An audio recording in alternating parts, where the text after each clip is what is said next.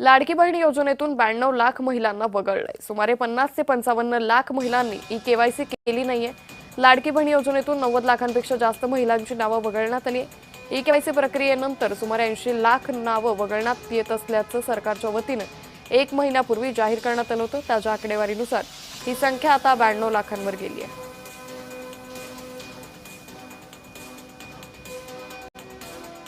या संदर्भातला अधिकचा तपशील पाहतोय। ई-केवायसी नंतर 80 लाख नावं वगळण्यात आल्याचं महिनाभरापूर्वी सरकारकडून जाहीर करण्यात आलं।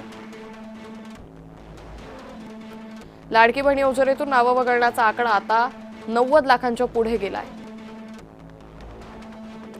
50 ते 55 लाख महिलांची ई-केवायसी प्रक्रिया पूर्ण झाली नाही।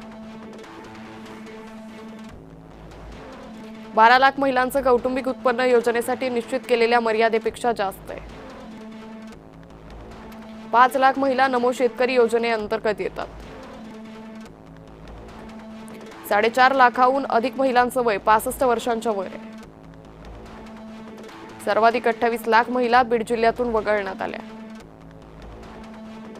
मूळ लाभार्थी संख्या 2,40,00,000 होती, त्या तुलनेत घट सुमारे 38% आहे।